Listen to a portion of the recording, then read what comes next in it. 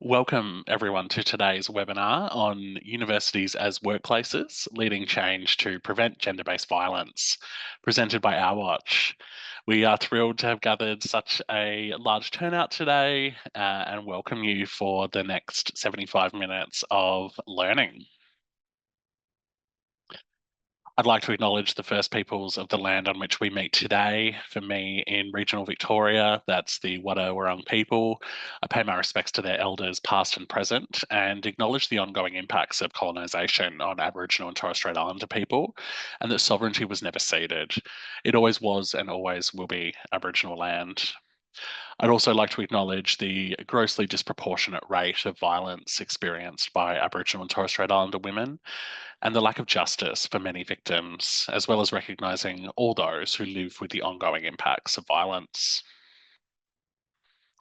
Today, we will be discussing gender-based violence. We know gender-based violence is widespread across our society and touches the lives of many people. It is normal to have a strong reaction to what we will be talking about. If you need to reach out for some support, there are some numbers on the screen. If you or someone you know is impacted by sexual assault, domestic or family violence, you can contact 1-800-RESPECT via phone. Alternatively, you can use the web chat, which is available 24 hours a day. QLife provides support to lesbian, gay, bisexual, transgender and intersex people. You can also contact Lifeline or the Australian Human Rights Commission. And if you're a man concerned about your mental health, anger, or behaviour or attitudes relating to violence, reach out to the Men's Referral Service. And our fantastic digital support today is Jess, and she has placed these support details in the chat box. Jess will also share the code of conduct for today's webinar. Live captions are available today. If you wish to access these, please select the closed captions button in the Zoom menu on your device. And if you have any questions or require assistance, please use the chat function to send a message to Jess, our digital support person. We'll also have time at the end of the presentations today for questions. So if you have a question, please use the Q&A function and indicate who the question is for, and we'll endeavour to read out as many as we can. So Our Watch is a national leader in preventing gender-based violence and their children, gender-based violence for women and their children in Australia. We work with businesses, governments, and communities to drive long-term cultural change where people live, work, play, including in the media, workplaces, universities and TAFEs, and sporting organisations. Our Watch is an independent not-for-profit organisation established in 2013 by the Victorian and Commonwealth governments, and since then all state and territory governments have joined as members. Today, we're joined by a great selection of impressive minds that I can't wait for you to hear from. First up is Alicia Taylor-Jones. She's the workplace lead at Our Watch, running programs to prevent gender-based violence and violence against women in workplace settings, including the Engaging Employers in Preventing Sexual Harassment project with large Australian organisations across the construction, telecommunications and retail sectors. Alicia has a master's in gender and development and over 15 years of experience working with businesses to foster gender equality and inclusive leadership. Kim Copeland is known for her ability to transform workplace cultures through practical, whole of organisation approaches. Her clinical and leadership experience across various sectors, including government, NGOs, military, and universities, allows her to bring a holistic approach to preventing and responding to gender-based violence and workplace wellbeing issues. She partners with senior leaders, managers, and frontline teams to create positive team and workplace cultures and ensures policies and values are truly embedded in everyday work. Kim is passionate about applying trauma-informed approaches to leadership, prevention, early intervention, and response. She works across all levels of an organisation to embed best practice and empower people with the skills to implement organisational-wide change. And Dr. Renee Hamilton is a national leader in addressing gender-based violence with over 20 years' experience in policy, advocacy, prevention, and response. She specialises in addressing gender-based violence in higher education, And Renee was the lead drafter of the National Higher Education Code to prevent and respond to gender based violence and led the action plan addressing gender based violence in higher education. She also led the university sector's program of work to address gender based violence, Respect Now Always, for over 7 years. And she's now the managing director of Equality Partners, a gender based violence advisory consultancy. A warm welcome to our presenters today. Thank you all so much for being here. So, before we hear from our presenters, we would like to start by setting the scene. Universities, as we know, are vibrant and inclusive communities committed to providing safe and supportive working and learning environments for everyone. And as educators of over 1.5 million students and leaders in research and knowledge creation, universities are really well placed to showcase gender equality in action and contribute to the growing evidence base for effective primary prevention. The commitment of Australian universities to drive and lead change has resulted in significant improvements, but there is still more to do. We'll hear from our presenters on how gender based violence is defined and presents in universities. But I'll say now that we know that gender based violence in universities is preventable. And the best way to end gender based violence is to prevent it from happening in the first place.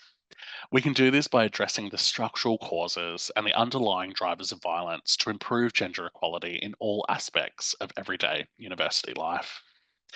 The Our Watch framework for preventing gender based violence in universities, educating for equality, aims to provide universities with a whole of university approach that can help guide, support, and build upon existing work to promote equality and prevent gender based violence. This whole of university approach is not intended to replace or duplicate existing work. Rather, it aims to draw together the entire university community in a joint commitment to the prevention of gender based violence. Educating for Equality draws on the national and international evidence base, including Change the Story, Australia's national framework for the primary prevention of violence against women.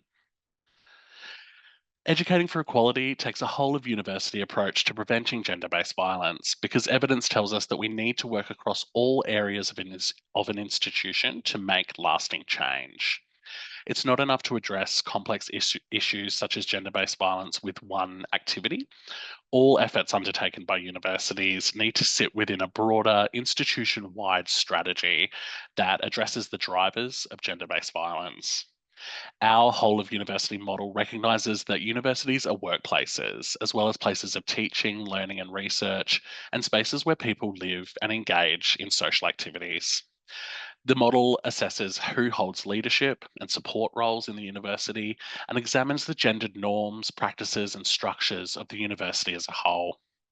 Adopting a whole of university model means addressing the context and culture in which students and staff study, work, live, and play to foster a safe and supportive environment. The main area of focus within a whole of universities approach are referred to in Educating for Equality as domains: business and operations, research, student life, teaching and learning, and of course, workplaces. These are influenced by key levers, values and behaviours, structures and policies, and cultures and norms. Domains are the where, and the levers are the how. Our Watch will be delivering a webinar on each domain in 2025, starting with the workplaces domain. We know people's work lives have a significant influence on them professionally and personally, and help shape their attitudes, beliefs, and behaviours around gender equality and gender-based violence. As workplaces, universities have the opportunity to support gender equality through their structures and practices and to actively challenge sexism and discrimination. The domain asks universities to consider university leadership, academic staff, professional staff, and workplace culture, policies, and practices, including recruitment, promotion, induction, training, and communications. To effect the change necessary to prevent gender based violence, universities can use these key levers available to them as institutions. Action in one area alone won't bring about change. Multiple strategies operating across all of these areas will complement and reinforce each other. an analysis of values and expected behaviours across the university, structures and policies that govern university populations, and cultures and norms are all required in order to prevent gender-based violence in universities. So that's enough from me. Please do consult Educating for Equality for more information on taking a whole of approach to prevention in universities. But let's now hear from our speakers on how we can start to engage these levers in your university, looking specifically at the workplace domain. Our first presenter is Alicia Taylor-Jones. Over to you, Alicia. Thanks so much, Dan. Hello, everybody. Thank you for joining us here today. As Dan mentioned, I'm the Workplace Implementation Lead at Our Watch. It's my absolute privilege to have been invited to come and share with you for about 15 minutes of our session today around workplaces in particular and how universities can work towards preventing gender-based violence within the workplaces domain. I would like to add to Dan's acknowledgement of country very quickly. I'm joining you from Kurubup on Menang Pibulin Noongar in Great Southern WA. And I'd like to add paying my respects to Aboriginal and Torres Strait Islander elders as the custodians of the lands in which I get to live, work and play. It's Bunuroo here in Noongar, which is known as the second summer. It's known as the season of fire and ants. For those of you who might be familiar with WA weather. And it's wonderful to be down in the southern part where we experience a little bit of cooler weather during this time. So our Watch's vision for workplaces. I always want to start with the vision because this is what we're aiming for, what we want our worlds to look like. So for Our Watch, we want everyone to confidently be able to say that I think my workplace is a safe, equal and respectful place for people of all genders, backgrounds and identities. So somewhere that we can all work effectively and feel comfortable and supported. There's 3 key takeaways I want to leave you with today. I'm going to talk through what is gender-based violence and what drives it, why this is important in the university context, and a little bit around taking action. And I know my colleagues Kim and Dr. Renee will be taking those conversations a bit deeper. So what is gender-based violence, particularly when we're looking within a workplaces and universities setting? Gender-based violence is categorised as any act of gender-based violence that results in or is likely to result in physical, sexual or psychological harm or suffering to women, including threats of such acts, coercion or arbitrary deprivation of liberty, whether occurring in public or in private life. But to bring it down a bit more clearly on what does this look like in a workplace and university setting, we can see our makeshift iceberg image there on the right. To the top, you've got some of the forms of gender-based violence that you might be more familiar with. They're quite explicit physical forms of violence. But underneath the surface, we have those actions, those behaviours that underpin those higher levels of violence and sort of start with that fundamental issue of a lack of respect. So harmful gender stereotypes, general disrespect for women and their roles in society, controlling and threats, sexist language. And then in the workplaces domain, talking about things like unequal pay and gender pay gaps, a lack of gender parity across all levels in your teams, but especially in leadership, and a lack of diversity in all of its forms within leadership teams. And also looking at sexual harassment and other unwanted behaviours, microaggressions and the like that you might see playing out in workplace settings. This can include things like certain genders being implicitly that they will take on different roles within the business day to day. Things like unloading the dishwasher or who organises the morning tea when you've got some social event, often International Women's Day, that you'll find a whole bunch of women organising coffee and cake for a whole bunch of other stuff. This comes under the broader category of where we're looking at violence and the types of behaviours, cultures and norms that start those to more escalate, lead the way to more escalated unwanted behaviours happening. As far as the drivers of gender-based violence, we have 4 key drivers within the workplaces domain. So excusing or minimizing violence against women and sexual harassment, for example, dismissing women's experiences of sexual harassment or suggesting sexually suggestive comments or jokes that are intended to intimidate or offend, or trying to justify why violence occurred. Things like, oh, he's old school, he's just like that, or you need to toughen up a bit if you want to thrive within this environment. Driver 2 looks at gender inequality in workplaces around men dominating decision making. So this might be issues like gender pay gaps, lack of women in leadership, lack of respect for women more generally and their opinions or their voices within meeting and decision making forums, and including women from marginalised groups as well. Driver 3 is around rigid gender stereotyping, which limits the ways everybody can express themselves. So making assumptions about certain types of work are better suited for men or women, or that certain behaviours, social groups perhaps, or forums are appropriate for people of one gender or another.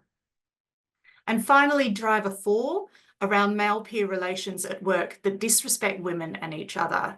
So thinking of locker room talk, for instance, which has come up in the last few years, unwanted touching, sexual gestures, and readily excusing a peer's disrespectful behaviour. So not stepping in and stepping up when you see that sort of behaviour coming from your peers, or being discouraged from taking a stand because you fear rejection. And there is a real social cost, I think, to men in particular, when they start to speak up against these sort of behaviours happening amongst their friends and colleagues.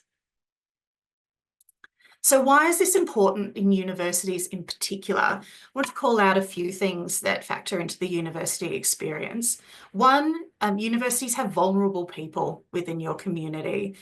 Students, you have a very diverse range of people living with disabilities, people with English as an additional language, people who have come either into academia or roles in the university, or as students who are not familiar with a lot of cultural practices and norms within our country, and a lot of young people, particularly if you're a dual institution where you have a TAFE university overlap. You've got people as young as 15, coming into regularly onto your campuses and engaging with your community. You have quite a hierarchical structure. So we found, particularly, of course, with academics, but also amongst professional staff, it's inherently hierarchical and have significant power differences between staff and have these really heavily codified. And what we've found in the research around gender-based violence is organisations with those strict hierarchical structures, and including in their organisations with more of a command and control functions, such as police, justice, and health, we see significantly higher incidences and rates of gender-based violence. It's important to universities because you want to retain talent. Retaining academics and researchers of talent is a significant investment from universities, and there's a lot of opportunities around the place. So universities do compete for the best possible minds and talent, and staff will not work where they're not feeling safe and valued. And finally, and I know Dr. Renee will go into this in more detail, there's recent legislative changes which actually make prevention of gender-based violence within organisations an imperative.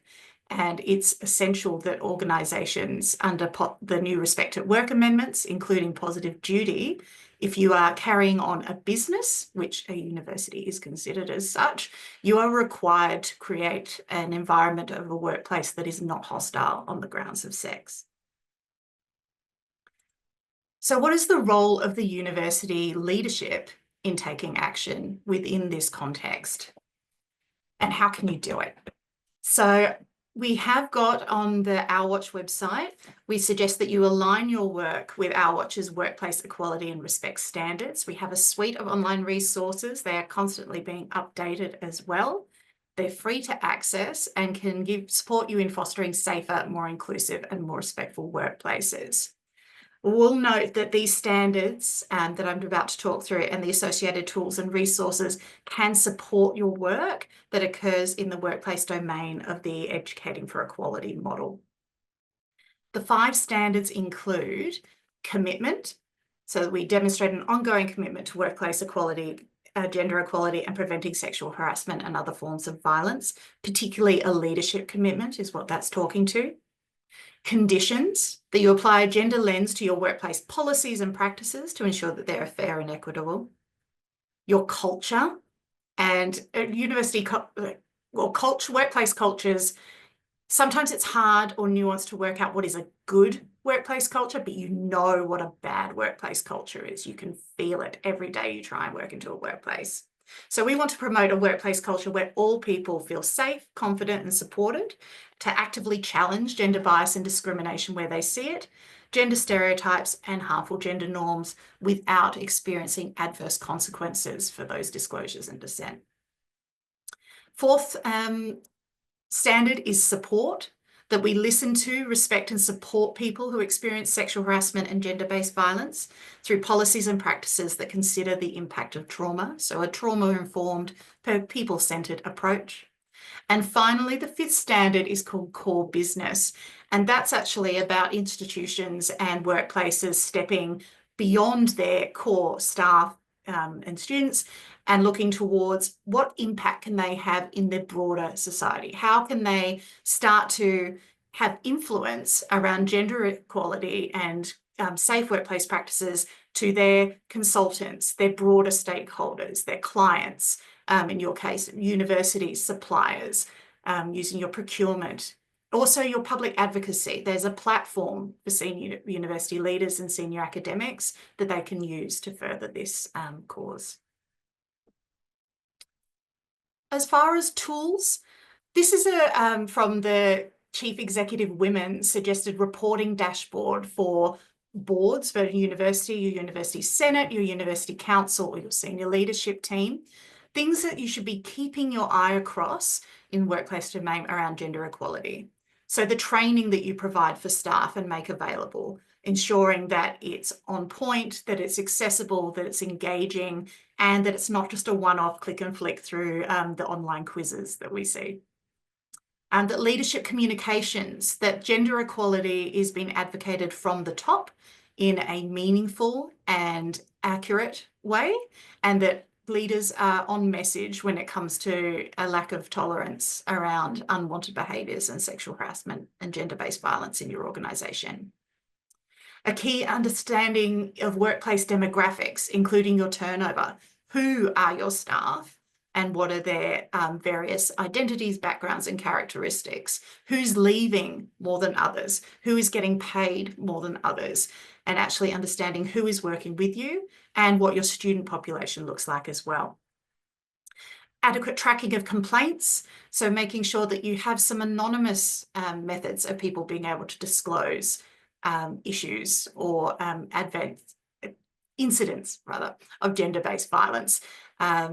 Anonymous complaints, of course, won't allow you to necessarily pursue a disciplinary action of an individual, but it will give you very much a heat map across your organisation of where are incidents happening, and therefore from a policy, a practice or a systemic approach, how can you start to address that? Making sure that the outcomes for people who have made complaints are trauma-informed and people-centred, and ensure that the person who is making the complaint is in as much control of that process as possible and is able to exercise agency. And finally, overall, developing a safe culture. And we do actually have a resource on the website that I mentioned before, on ourwatch.org.au/workplace, around creating safe workplace cultures.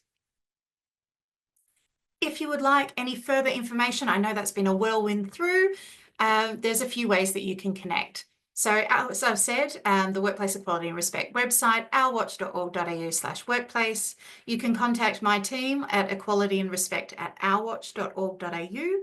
And there are other resources available, of course. The Respect at Work website, respectatwork.gov.au/organisation, has some amazing resources around particularly the Respect at Work legislative changes, including positive duty. The Our Watch website more broadly, including the page covering all the university's work, is of course available, and you can find us on social media as well. Thank you very much for letting me take up some of your time. Deeply appreciate it. Back to you, Dan. Thank you so much, Alicia, and so brilliant to get an understanding of those applicable legislative. I knew I'd stuff up that word. Obligations or opportunities. A reframing I quite like. A reminder that the standards and associated tools and resources that Alicia has gone through today can support work that occurs in the workplace domain of the Educating for Equality model. So do check those out. And if you have a question for Alicia, they will be hanging around. So please pop that in the Q&A section of today's session. I will now throw to our second presenter for the session, Kim Copeland. Over to you, Kim. Thanks, Dan. Hi, everyone. I'm coming to you from Gadigal land today, and I'm going to be talking to you about 3 core concepts related to workplace systems that are really useful to have at front of mind and to focus on when you're addressing gender inequality and gender-based violence. And they are organisational structures, organisational culture, and organisational change, or changing the culture of your organisation. So building on some of what Alicia's been talking about. I'll be talking through some practical examples to think about as you work through each of these. So let's start with the influence of organisational structures. So we know that organisational structures significantly impact our efforts when we're looking to address gender-based violence. And understanding these structures and the practical components of them and how they connect with that is really crucial when you're looking at developing your prevention and response strategies. So today we're talking about the workplace domain of educating for equality. So I'm going to mainly be focusing on workplace structure. And that's one component to consider in your whole of university approach. So in terms of the structures that promote addressing gender-based violence, one of the first things to look at is leadership and governance. And you hear that spoken about a lot, and Alicia's just touched on that as well. So when we're talking about that, we're talking about appointing your senior executives with specific responsibility for gender equality. It's about creating gender parity in council, in senates, in committees. It's looking at your equity and diversity units and having them reporting directly to senior leadership. It's having those accountability measures and metrics in your leadership KPIs about this. It's also about having those established task forces and working groups to have oversight of your efforts and having that led at the highest levels. And that leadership actually is also about not only leadership commitment, but effectively resourcing and giving you the ability to achieve what you're trying to do as an organisation. And it's also obviously about your leadership modelling those inclusive behaviours and championing your gender equality initiatives. So the next enabler, or the thing that promotes within your organisational structure, is policies and practices. We could spend a long time on this one, but just to give you a bit of a summary, that's about thinking firstly about your comprehensive gender equality strategy and how that links to your other core organisational strategies. It's about having anti-discrimination policies. It's about your diversity and inclusion. It's also about your recruitment procedures, about your protocols and your responses to misconduct reporting or addressing things like gender-based discrimination, harassment. It's also about having gender responsive risk assessment, and that could be an entire webinar of its own, really thinking about how you're assessing risk in the context of gender. It's about really looking at those safety first and trauma informed processes and things like prohibiting non-disclosure agreements unless they're requested by a victim. So it's about really thinking about your policies and how they're carried out in practice. And that's why things like having diverse recruitment panels is so important, or having unconscious bias training. It's about those flexible work arrangements that you have. So really thinking about what are all of those policies and practices and how they fit with your overall strategy and what it is that you're doing. That's why we talk so much about whole of organisation approaches, and clearly the workplace and thinking about things that impact workplace and staff is so crucial. The next is that whole of organisation approach.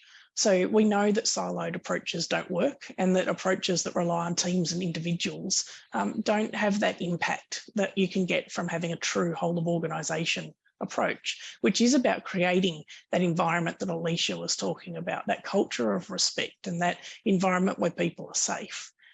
It's about looking at the intersectional lens when we look at it. It's about sustainable and ongoing practices that fit within your organisation. We also know that data-driven approaches are essential and promote how we address things through our structures, and having a structured approach to that, to understand the whole gamut of what gender-based violence is, what it encompasses, so that we can capture and analyse and report on data in a much more effective way. It's about being able to adapt our programs based on that as well. And one of the other things that promotes within structure is external partnerships. So identifying those areas of strength you have or where you might need assistance. So that's those cross-sector initiatives that help you engage with your peers or your colleagues across institutions, or national frameworks that's aligning to legislation, using the sector-wide resources, collaborating with external people or victim survivors, community organisations. And then there's some things to consider in structure that might detract from addressing gender-based violence. And they're those things like lack of accountability. So where things aren't connected to senior people and KPIs and the right governing bodies and processes and oversight. It's where public reporting might be limited or performance indicators aren't clear. And also that where you might have sort of ad hoc public reporting about what you're doing. So when you have quite open reporting and you're talking about what you're doing, it actually helps a lot with accountability. We know siloed approaches can detract as well, where people are all trying to do things, but without that coordination, you might have duplication of effort or things just not getting off the ground. We know where support systems aren't in place to have the right training or the right processes or the right response when people have the courage to come forward and talk about what might have happened. We also know where there's a disciplinary focus that's much more about punitive measures rather than prevention and culture change. Those things need to go together to start with. That effort and time into prevention and culture change needs to be there. It can't simply rely on punitive disciplinary measures. And also where there's inconsistent policies. And when you're first starting to do this, sometimes you'll pick that up. So it's about putting the lens across all of your policies and including a trauma-informed lens as you're looking at them as well. I think we could talk a lot about organisational structures, but I'm going to move on to thinking about organisational culture next as well. And that's because your workplace culture is how you promote that culture of respect and inclusion. You cultivate that environment that's free of all of the risk factors or behaviours that can promote or make more likely that gender-based violence will occur. And it's also about that sense of psychological safety. So the next slide looks at levels of organisational culture, and there's 3 of them that we'll put up on the screen. And they are, the first one is observable artefacts, so those visible elements of culture that you see, the way you get a sense of a place when you walk in, how you feel, what you notice about people and their behaviour. And it gives you a clue to the organisation's values. Often people only have that to rely on, but it actually can be hard to understand, and it's probably the least effective way of understanding culture. The next level is the espoused values. It's those stated beliefs and ideas and the way that an organisation talks about its values, its strategies, policies, procedures, its commitment to things like gender equality and gender-based violence prevention, promotion of respectful relationships and bystander behaviour. And all of these things are designed to guide people's behaviour and their decisions and how they act and how they contribute. But what we know is that it's not always understood in the same ways or consistently, not always applied by everyone in the same way. And some areas of organisations can think that it's not part of their role to be involved. So we know that we can't simply rely only on these values. They're very important. But if we assume that when they're in place, they're working, we can miss a major part of culture change. So that third level of organisational culture is where we really have to put a lot of effort when we're doing our planning, our strategies, our action plans, prevention and response planning. And that's because the assumptions people have, and that's their underlying beliefs, they may be conscious or they're often unconscious, and their ideas or implicit biases that they might have that can influence their decision making. It's why training across the organisation is so important, and helping people have that awareness of what is gender-based violence. It's still a very commonly misunderstood term, what that looks like, what is prevention, and what are people's role in that, and a lot of other things within the training. But the function of assumptions, when we think about that, is because it influences our decision making and how we act. If we've got areas of knowledge that aren't as strong as they could be, or we do have biases or those kinds of things, then those assumptions will be a powerful driver of behaviour. So we know that when we want to engage in organisational change, which is actually what addressing gender-based violence is all about in a whole of university approach, we need to think hard about assumptions and how we're going to bring people along on the journey. So you really do need to think about what you're doing as cultural change within your organisation. And that leads us nicely to the next slide about organisational cultural change. Your university possibly has a change model. There's many out there. I've chosen to use ADCAR to talk about this today, but you can think about this in terms of whichever change model you tend to use. And that's because when we're looking to address gender-based violence, we actually are doing cultural change. It doesn't mean we need to talk about it too much in those terms, but that's the framework in terms of thinking about what are the steps we need to take, what's going to set us up for success, and where do we need to put our effort. Because often the effort that's going in is missing some of those enabling steps, which I want to talk to you about. And the enabling steps are easy to get lost in busyness or get misunderstood if we assume that everyone's on board. Everyone who's here today, I would know, is here because you deeply care. You're committed, you're either already doing the work or you want to know more. That's fantastic. And that's the reality for many people. They want to be part of changing culture or to have an environment that's safe. Many people, though, don't see what their role is within it. So that's about raising awareness, the first stage of ADCAR, where you aim to raise consciousness across your whole community about the prevalence and impacts of gender-based violence. It's such an important part of training. And I do hear a lot where people say, we're sure people know this, but actually not everyone's had a chance to really understand the concepts, really understand what we're talking about with gender-based violence. And we want to help people understand prevalence and impact, and also why it is that it's important. And you'll see across the top some stages of a different kind of change model. If you're familiar with Prochaska Di Clementi's cycles of change, think of this as pre-contemplation. So people not even being aware they have a role to play or what that role might be.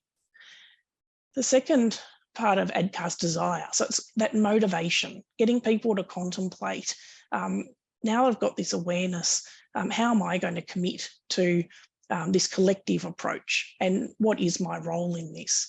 You're helping people to understand their role regardless of where they work in the university, to see that we all have a part to play. And it's not about those specific teams or divisions that sometimes we can kind of get into, but it's everybody across the organisation. And we want people to see what they can do to make a difference, how they can champion things and spread the message, but what those practical things are that they need to do.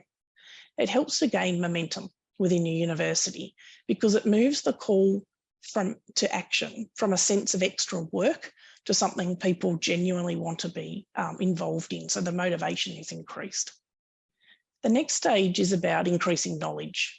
Now, and that's not only about the issue we're talking about, but it's the knowledge of what needs to be done and making sure people have the information, the skills, and the resources go in that as well, to be able to action the plan that you have and to know how that fits with the overall strategy, what their role is, and have not only the competence, but the confidence to do what they need to do. These three steps are absolutely essential for cultural change, but they're often the ones that are either rushed or some assumptions are that it's already there. And many people start at this next A, which is ability. And that's about getting in and actioning your plan. And within this, you want to actually be doing the doing, and the planning needs to have been done. As I said, where you haven't spent the time to make sure everyone's consistent and on board and knows what they need to do, then it can fall very easily, or you can face resistance that you're not prepared for. But once you've embedded your strategy, you can move through to the last stage, which is reinforcement. This is the BAU stage of cultural change. You might have some programs or initiatives that are there already, they're embedded, they're known, they're working, and you're probably at the evaluation stage. But this is looking at cultural change along the whole spectrum. So the last thing this slide's going to show you is to think of those first 3 steps, the awareness, desire, and knowledge, as the enablement zone, the things that enable your plans to work, and to look at your cultural change and your workforce and how you apply this within your workplace. And then the second 2 are more about your engagement zone, so how you engage people and get them involved. Now, I'd love to talk to you for a lot more, but I'm going to hand it over to Dan, and then we'll go on to Renee to build on this a little bit more. Thanks. Thank you so much, Kim. That was fascinating to examine the work that both promotes but also detracts from prevention of gender-based violence in universities, in workplaces. I know our audience here today would have picked up on some really useful strategies and knowledge, inspiration to support work to really shift the culture in universities. So thank you so much again. A reminder, Kim will be back to answer any questions you may have, so do pop them into the Q&A as we now move into hearing from the wonderful Dr. Renee Hamilton on the new National Higher Education Code to prevent and respond to gender-based violence. Over to you, Renee. Thank you, Dan. And it's just Renee. The only people that call me Dr. Renee are Qantas attendants, and I might get extra snacks. Thank you, everyone. I can't see everyone's faces who's joining us today, but I see some very familiar names from across the university sector. So it's lovely to virtually see you. I'm here today to talk about the new National Higher Education Code to prevent and respond to gender-based violence. And because I can't walk and chew gum at the same time, Dan is going to go through my slides with me. So can you move to the next? Is it Dan or Jess? Thank you so much. For those of you who may not know, in February 2024, all education ministers released the action plan addressing gender-based violence in higher education. And there were 7 key actions from that plan. So the first one was the National Student Ombudsman, which opened its doors to higher education students on the 1st of February. They're already very busy. The second action is a whole of organisation approach to prevent and respond to gender-based violence. I'm here today to talk about the National Code, which is really operationalising number 2. The fourth action was increasing the accountability of student accommodation providers, including ones who are affiliated in some way, shape or form with their university. Prioritising victim survivor safety in legislation, policies and regulations. That's a longer term ambition of the governments, and that means Commonwealth and state and territories. Increased data transparency, and there are some pretty big requirements in the National Code for providers in the data that they will be required to give the government, and as well as the government's commitment to regular review of progress against the action plan. Can I get you to, thank you. So on the 6th of February 2025, unless you've been living under a rock, the Universities Accord National Higher Education Code to Prevent and Respond to Gender-Based Violence Bill was introduced into Parliament, and the Minister also tabled a copy of the legislative instrument, which no doubt you all have and are sleeping with it under your pillow. The code sets some quite significant requirements across 7 standards, and the purpose of the 7 standards is that work undertaken underneath them together constitute a whole of organisation response. I'm going to talk specifically today about the knowledge and capability, which relates to prevention specifically, but I just want to touch on some of the other key standards to start, to provide some kind of early advice on what universities need to be thinking about in complying with the code. So the first one is leadership and governance. That's about the Vice Chancellor or the Chief Executive Officer. If you're in private higher education, they're the ultimate kind of face and name of the institution's ability to comply with the code. It also sets some pretty strict requirements around the role of your university's governing body as well. So they need to be aware of what's going on in their university and commit to action. Safe environments and systems, that's about the policies that you currently have in place. Your policies on gender-based violence in the university sector, they're called sexual harm. I would strongly recommend that before compliance begins, you actually change the language to reflect the domestic and international evidence base. It's sexual violence, not sexual harm. I'd also like to point out that in that standard, the vibe, if you will, is that every policy is an opportunity to prevent gender-based violence. So it's not just your discrete standalone policy, it's also what your acceptable use of IT policy looks like. It's your gender equality policy, it's your diversity and inclusion strategy. So start and think about how your policy framework together kind of sits to drive an organisational approach to prevent the violence from happening. Knowledge and capability, I'll move on.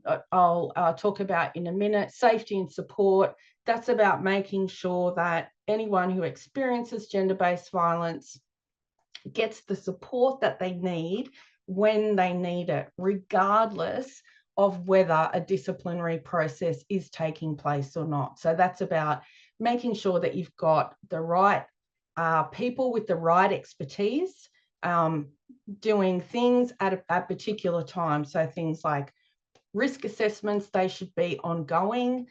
People who do those risk assessments need to understand what gender-based violence looks like, its forms, perpetrator, behaviour patterns, etc., etc. Safe processes, and this is, I know from experience, a very complex area for universities. This is about making sure that safety is your guiding principle and that your work is trauma informed. What that means is that you need to understand what trauma informed means in the context of individual and organisational risk. So think about what you're currently doing, and this is for students and staff as well. So I think that's probably been lost in some parts of the sector. The National Code is not just about what universities do for students, it's what you do for staff as well. So start and think about how your EAP provider works in this space. Who have you actually got on your misconduct panels? Do they know anything about gender-based violence? Who's actually imposing the sanctions? Data, evidence and impact, there are quite heavy requirements, and justifiably so, around collecting information on people's experiences. That means students and staff. So start and think about how your WGEA reporting, for example, on sexual harassment, so Workplace Gender Equality Agency, how that speaks to the data that you collect from students, because all that is going to have to feed up in terms of your provision of data to the department. What it also means is that everyone across the university needs to understand the different forms. Obviously, when we started, I still think of myself as a university sector, when we started this work in 2015 through Universities Australia, we were quite understandably focused on sexual assault and sexual harassment, but the code talks about all forms of gender-based violence. So think about, do people, apart from your good selves who are probably, have worked in this space for a long time, does your engineering lecturer 101 understand what financial abuse looks like? Do they understand what coercive control looks like? Because if they don't, they won't be able to record it correctly, and then you won't have good data to give the department. And the last one, which I'm going to talk about as well, is around safe student accommodation. So the government indicated in the action plan addressing gender-based violence in higher education that it would be pursuing a new regulatory framework for the entire student accommodation sector. So that includes your purpose-built student accommodation, your scapes, your uni lodges, etc., etc. The code sets some very specific requirements. So around universities and the student accommodation that they own, operate, or manage, or are affiliated with. Part of your whole of organisation approach needs to bring your student accommodation in, and there's a proposed requirement in the code that if you have a legal agreement, let's say with Unilodge, or you've got an independent residential colleges that operates on your land, so you've got a lease agreement, the university has to do as much as it possibly can to bring that accommodation provider into the fold. If they do not come into the fold, the university will be required to report to the government who that accommodation provider is, and may publish their name on the department's website. So if you don't have connections with people who might be using your university's branding to advertise, we have beds for UNSW students, for example. They use your university's name. You need to start and talk to them, because you are expected to be compliant, and the government will undertake compliance activities for Table A and Table B providers from the 1st of January 2026. So you've pretty much got the rest of this year to get things in place. If we can move to the next slide, I'm going to talk about the prevention part of the code. So I'm of university, I was government, women's safety. I'm just going to say we, you all know what we mean.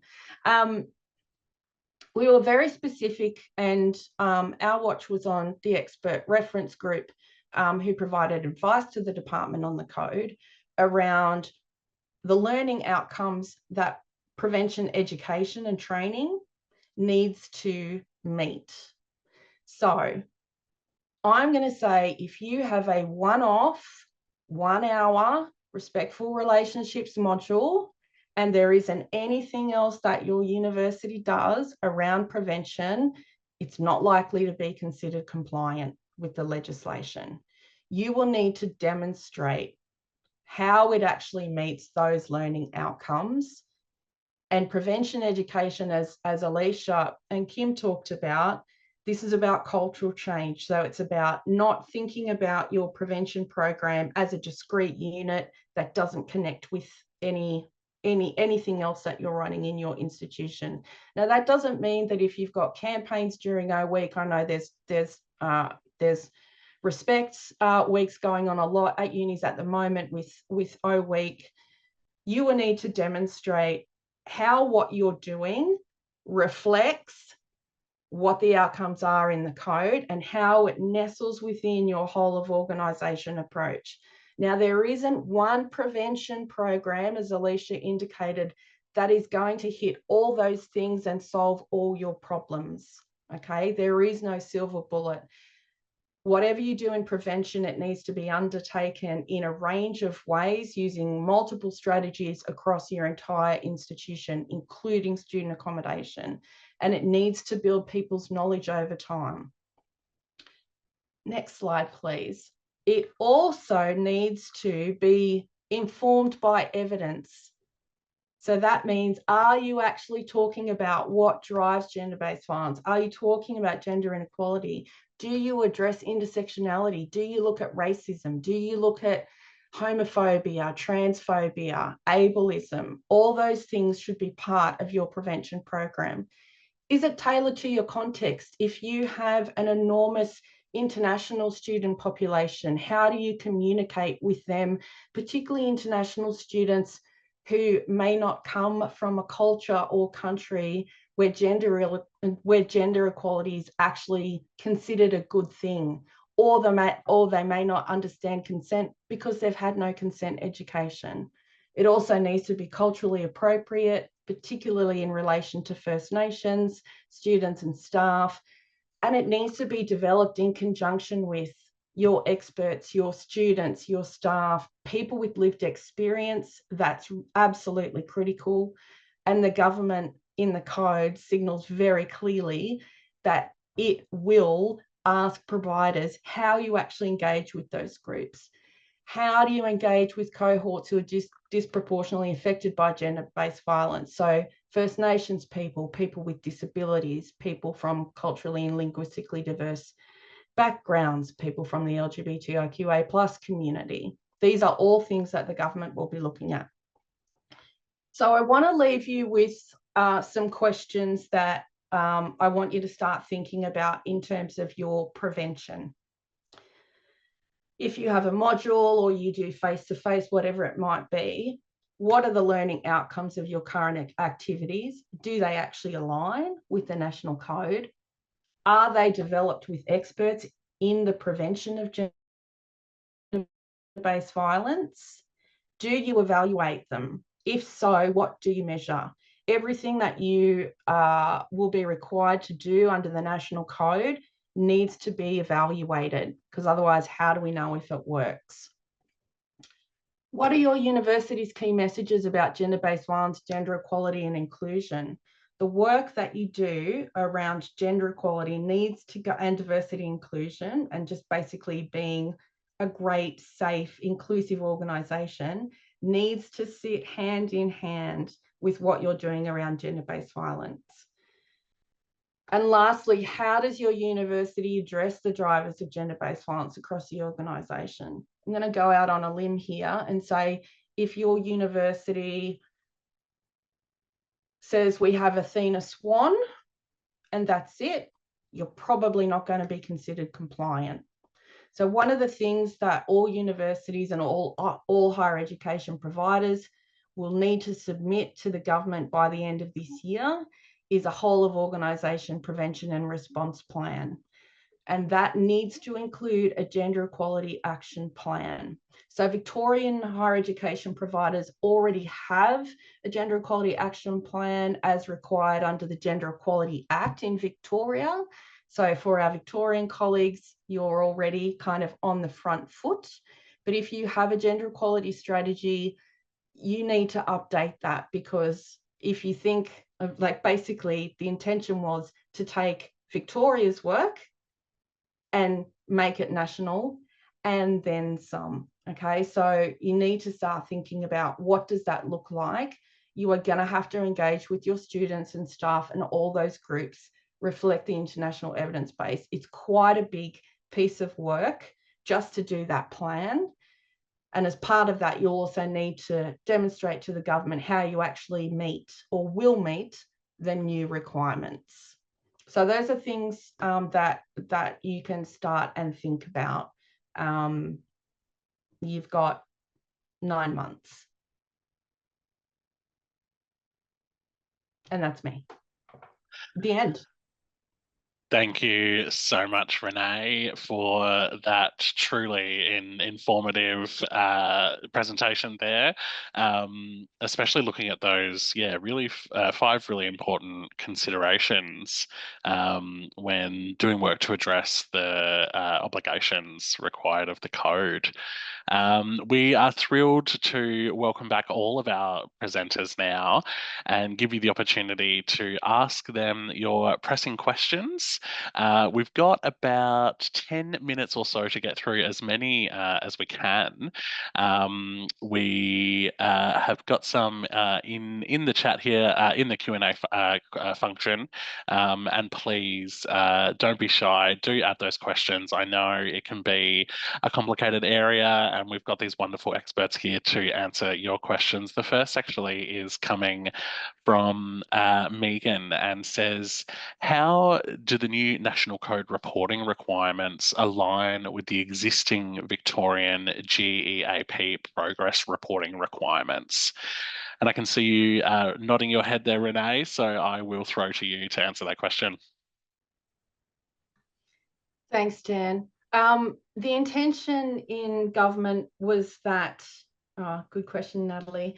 The intention of the government at the time was to kind of align what universities are already doing under the Victorian Gender Equality Act, to align that timing in terms of the progress report that you submit to them. So at the moment, and because of COVID, the Gender Equality Commission in Victoria changed their kind of timelines. You should be able to submit what you did to the Victorian government to the department. So I suspect that the department will release a template in the next kind of couple of months, I would say, next 6 months, that providers can use, but they will be looking for particular things. And I dare say that it will be beyond what you report to WGEA. Excellent. Natalie has also asked, is there a plan to apply the national code to the vet sector? Keeping with you, Renee, for this question. Look, I can't speak for government because I'm not a government representative anymore, but there was certainly a lot of appetite from dual sector providers to actually apply it to vet providers. And I'm certainly in conversations with vet providers who actually want to be on the front foot here. So I would say in time, probably, but dual sector providers, the intention is that everything that they do across their both kind of arms of operation in its whole of organisation. Wonderful. We've actually got some questions coming in on the chat now. So Lucy asks, what are some ways of engaging with individuals and including them as part of consultation? Kim, I might throw to you to answer this question. Sure, thanks, Dan. It's such an interesting question because it depends a lot on what you're consulting about, and by that, I mean, we know what we're talking about in terms of the topic, because it means that first and foremost, consultation needs to be trauma-informed, and it needs to be that safety first and trauma-informed lens. And you need to find ways to offer confidential and private ways to communicate, be inclusive and be accessible, and really think through the ethics of what you're going to be asking and what you're going to be doing with the answers. So there's lots of things you might want to know, but what do you need to know, and what's ethical about what you're going to ask, how you're going to do it, and how you're going to keep people safe while you do it. And also making sure you get to, you want to hear from people who often want to talk and think about things, but how do you get to the quieter people? And that includes, when we think students, not only student representatives and leaders. How do we get to the students we don't hear from? I think you've also got to make sure you follow up after consultation. So often people put a lot of time into consultation and they don't see what comes back out of it. So when we can do that and people see that and it's fed back, then they can see that you're taking it on board, acting on it, and they're more likely to participate in future. So lots to think about, but that's a very brief, high-level answer. Absolutely. Thank you, Kim. And the questions are coming in thick and fast now, which is great. But Alicia, I did have a question for you. For university staff who are engaging in this process, I'm wondering if you might be able to give a tip or two for those who are trying to engage leaders in this space. Oh, sure. We do know that if you're trying to run any of these sort of initiatives and get these things off the ground, that having leadership buy-in is the real, lever to switch you on for success. So we do have some tip sheets on the Our Watch Workplaces website. I'll find the direct link and put it in the chat for you on engaging leaders. But there's a few tips in there. The high-level ones are: make sure you've got your data and your evidence as to why this should be important and of interest to the leadership team, either through stick or carrot. So it might be that there's legislative requirements now, you might be found out of compliance, there might be risks from a directorship or other, form of penalty that you might be subject to as leaders of the university.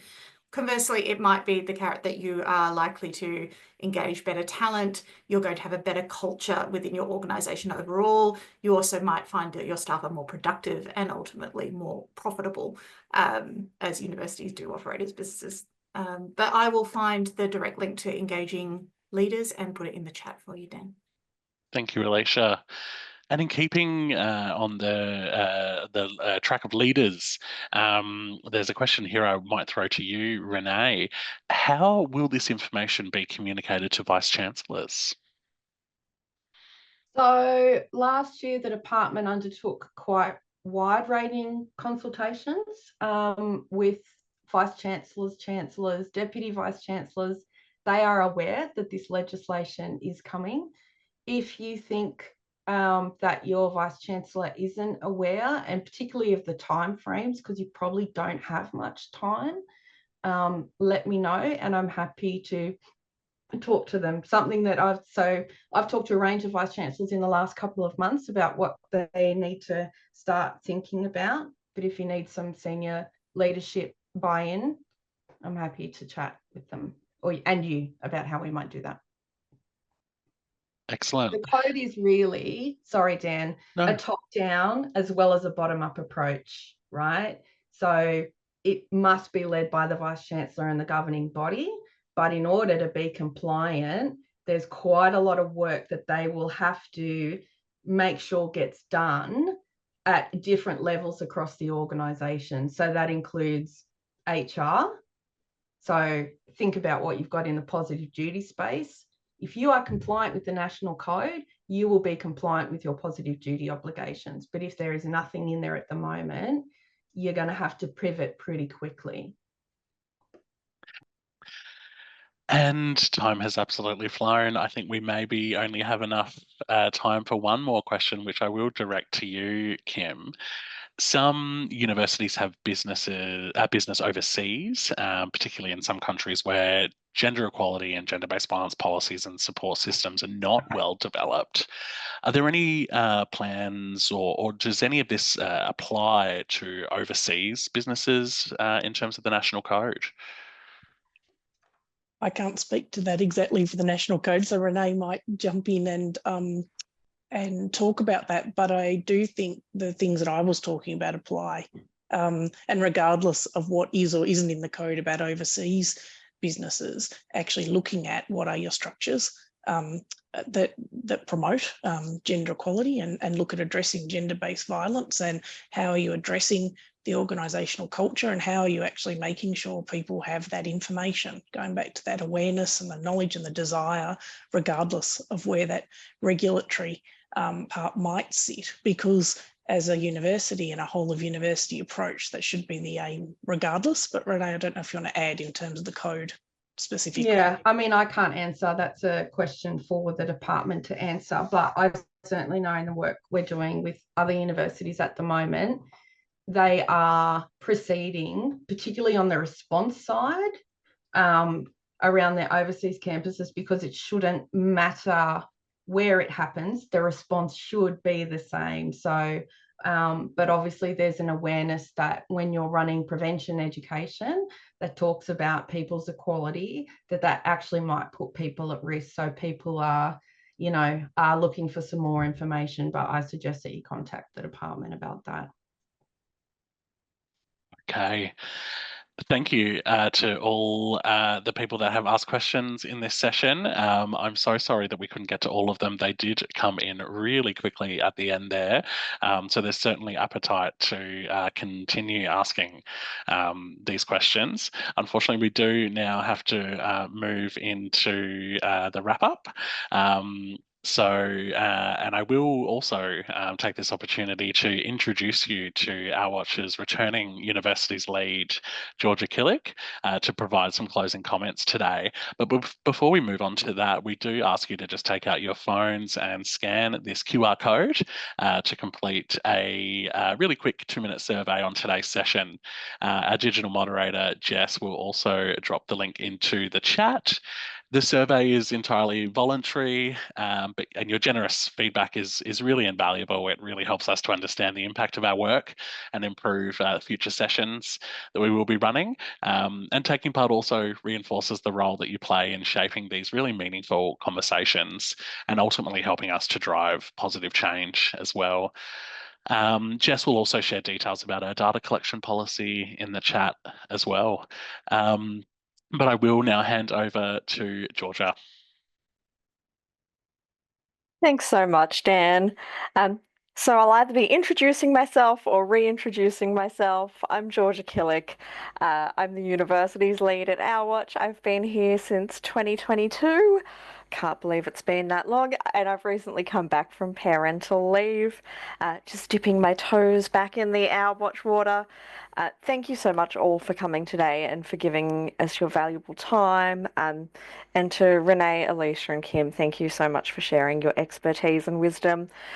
We've got so much happening in the Our Watch space, delivering training, reviewing and developing resources. We're here to help. We, work alongside the sector. We're hopefully going to make your lives easier wherever possible, but don't hesitate to reach out to us at universities at ourwatch.org.au if I can be of any assistance, or if there's any opportunities where you think the team might be able to collaborate and connect with your university, please don't hesitate to reach out. And it's so nice to be back. Thank you so much, Georgia. And a reminder to reach out to any of the numbers on the screen today for support.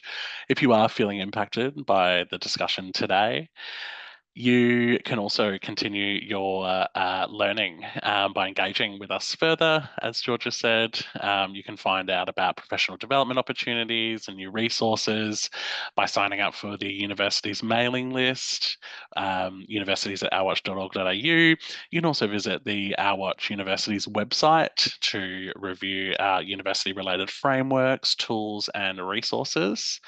And of course, you can follow Our Watch on Facebook, Instagram, X, and LinkedIn for updates on our work in universities and across all settings. Stay tuned for our next webinar looking at the student life domain in April. Registrations will soon open for that. Another massive thanks to our presenters today, Alicia, Kim, and Renee. It's been such a pleasure to have you here.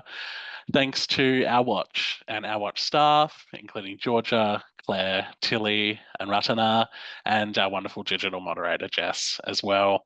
And thank you all for attending and showing your interest in this very important subject of preventing gender-based violence in Australian universities.